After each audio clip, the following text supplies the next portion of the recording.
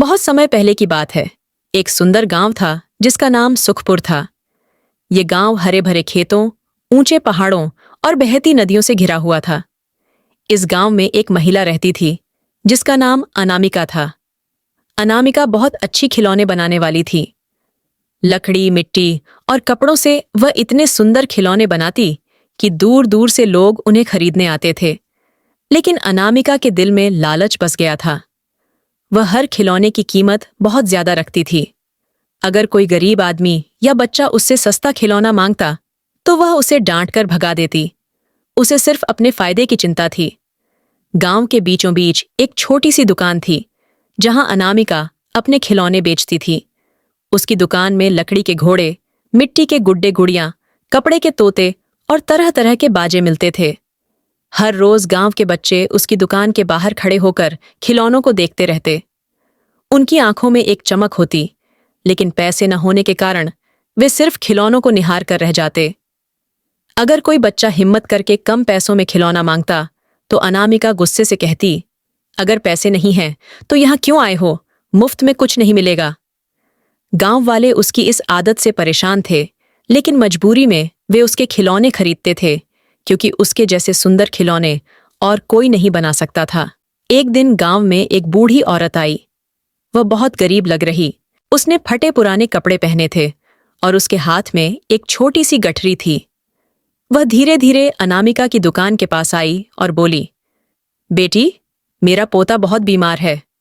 वह एक लकड़ी का घोड़ा चाहता है, लेकिन मेरे पास पूरे पैसे नहीं हैं। क्या तुम थोड़ा कम कर सकती हो?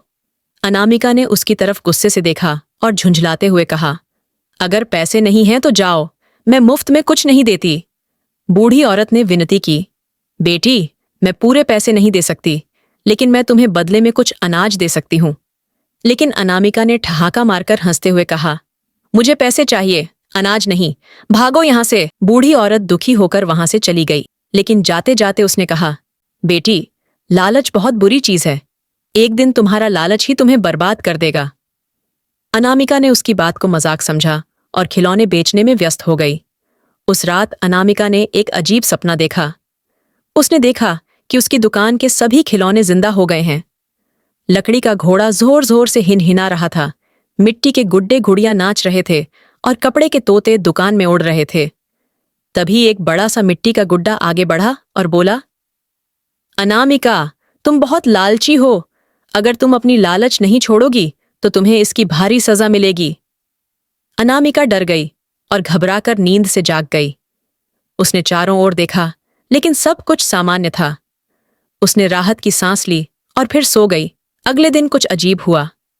सुबह जब अनामिका दुकान पर पहुंची और पहला खिलौना बेचने के लिए उठाया तो वह खुद ब खुद जमीन पर गिर गया और बोला, मैं लालच में बिका हुआ खिलौना नहीं हूं।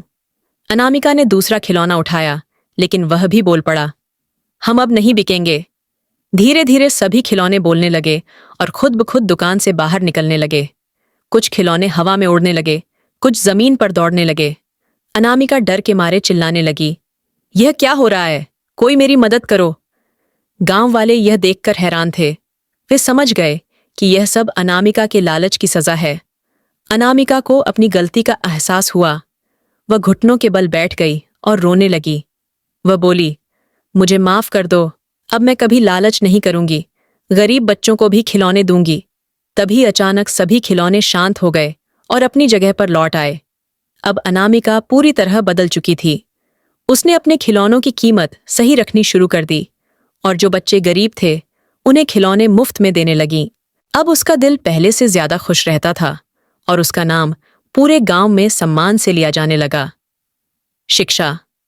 लालच इंसान को कहीं का नहीं छोड़ता। जो अपने लालच को काबू में रखना सीखता है वही असली सुख पाता है।